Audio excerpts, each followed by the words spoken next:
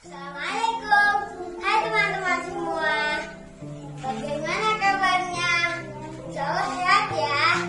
Alhamdulillah, Allah masih memberi kesempatan untuk kita bisa belajar hari ini. Sebelum belajar, jangan lupa berdoa dulu yuk. Bismillahirrahmanirrahim. Rabbi zidni ilma warzuqni rahma. Amin. Oke, sebelumnya kita sudah belajar tentang perkembangan hewan. Teman-teman masih ingat kan? Nah, kali ini kita akan belajar tentang pertumbuhan dan perkembangbiakan tumbuhan. Teman-teman, tumbuhan itu berkembang biak dengan dua macam, yaitu sel vegetatif dan generatif. Untuk lebih jelasnya, kita dengarkan penjelasan berikut ini saja yuk. Have a nice watching and studying. Semangat! Oke, terima kasih Mas Abia. Benar sekali ya teman-teman ya, bahwa tumbuhan memiliki dua cara untuk berkembang biak. Ada yang secara vegetatif dan juga ada yang secara generatif. Apa itu ya vegetatif dan generatif? Yuk kita bahas bareng-bareng.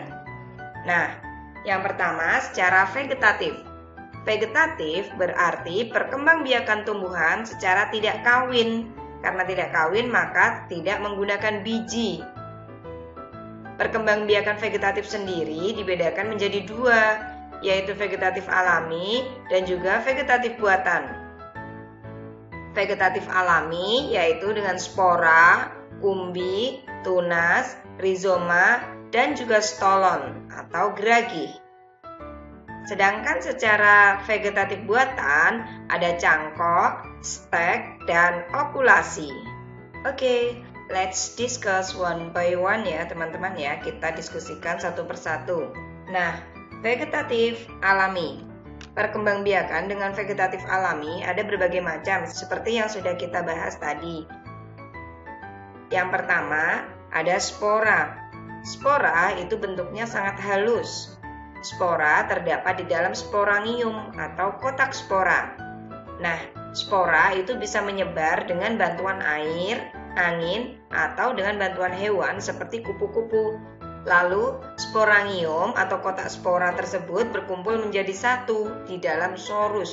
Kalau digambarkan itu seperti ini. Ada spora-spora yang sangat halus itu berkumpul menjadi satu di dalam kotak sporangium. Nah, beberapa kotak sporangium berkumpul menjadi satu di dalam sorus. Kira-kira seperti ini ya teman-teman ya. Bisa dimengerti? Oke. Contoh tumbuhan yang berkembang biak dengan spora itu ada tumbuhan paku, kemudian jamur, dan lumut. Nah ini nih namanya spora. Biasanya kalau kita lihat itu seperti bubuk-bubuk lembut gitu teman-teman. Kayak tepung tapi warnanya biasanya agak gelap.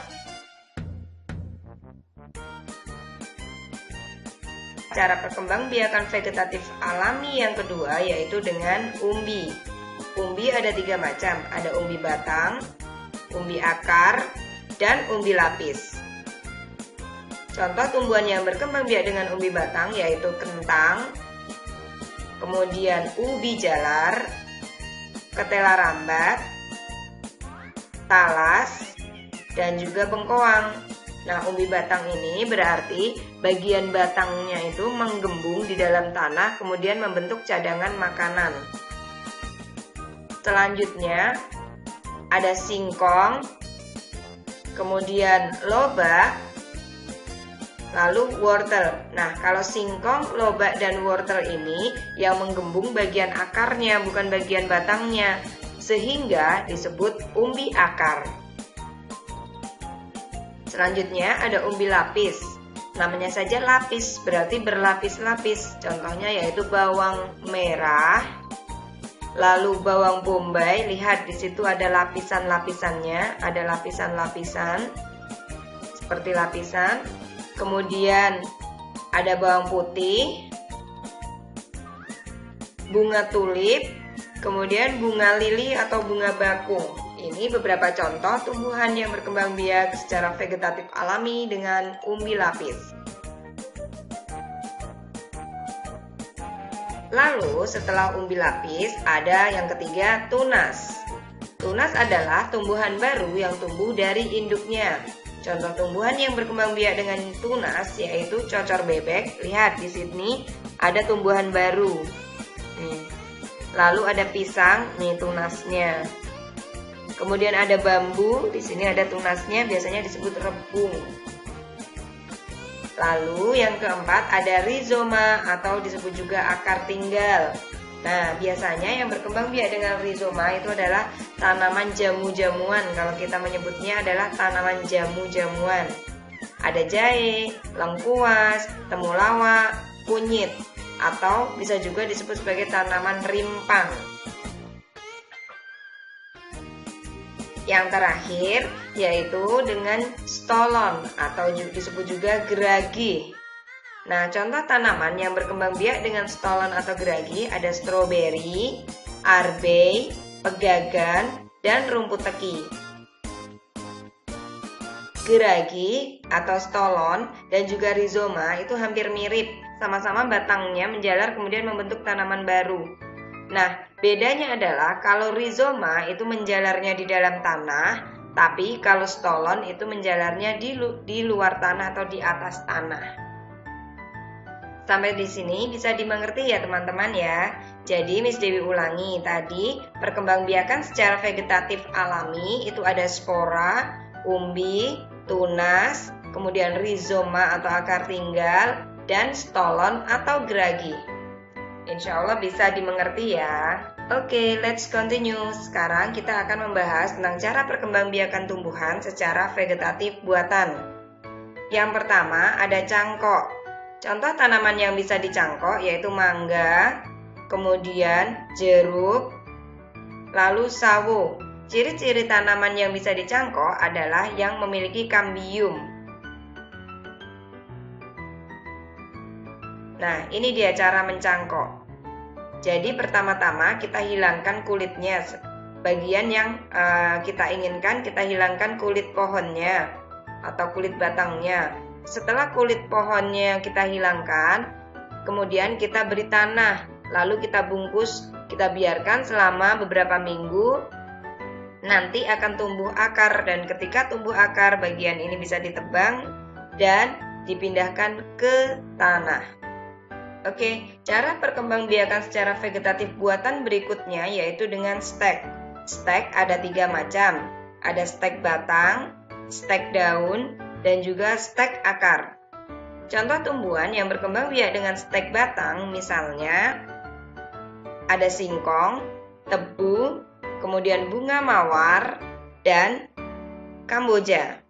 Stek batang ini bisa dilakukan dengan memotong bagian batang, lalu kita tancapkan ke dalam tanah. Setelah beberapa waktu kemudian, batang tersebut akan keluar akarnya dan berubah menjadi tanaman baru.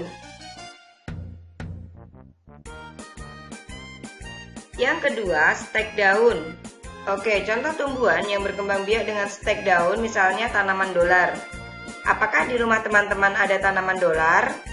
Biasanya ini menjadi tanaman hias ya teman-teman ya. Untuk menanamnya atau mengembangbiakannya, cukup mengambil daunnya, lalu kita tancapkan di tanah, dan lama-kelamaan daun tersebut akan mengeluarkan akar. Contoh yang lain yaitu tanaman sansevieria, atau biasa kita sebut tanaman lidah mertua. Ini biasanya juga ada di taman-taman sebagai tanaman hias. Nah, ini nih stek daun berikutnya yaitu tanaman kaktus. Apakah teman-teman di rumah memiliki pohon kaktus? Hati-hati ya dengan durinya. Yang ketiga yaitu stek akar. Contoh tanaman yang bisa dikembangbiakan dengan stek akar yaitu tanaman sukun, kemudian jambu biji, dan cemara. Selanjutnya yaitu dengan cara okulasi. Okulasi berarti menempel mata tunas dari tanaman ke tanaman yang lain. Nah, ini dia cara melakukan okulasi. Dibuka dulu kulitnya, kemudian kita tempelkan tunas yang baru, yang bibitnya bagus, lalu kita ikat dan nanti dia akan tumbuh. Sampai di sini bisa dimengerti ya teman-teman ya. Itu tadi pembahasan kita tentang cara perkembangbiakan tumbuhan secara vegetatif alami dan buatan. Nah, sekarang kita lanjut ke cara perkembangbiakan tumbuhan secara generatif. Generatif berarti perkembangbiakan tumbuhan secara kawin atau dengan pembuahan dan menggunakan biji. Biji terbentuk jika terjadi penyerbukan. Penyerbukan yaitu bertemunya serbuk sari dan kepala putik. Nah, bunga merupakan alat perkembangbiakan tumbuhan.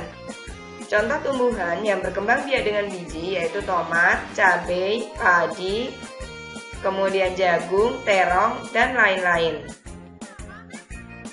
Ini dia bagian-bagian tumbuhan. Jika kita pelajari dari paling bawah, ada bagian akar, kemudian batang, lalu ada daun dan bunga. Akar ini berfungsi untuk menyerap air dan mineral, yang nanti air dan mineral tersebut akan disalurkan ke daun oleh batang. Jadi tugasnya batang adalah menyalurkan air dan mineral dari akar menuju ke daun.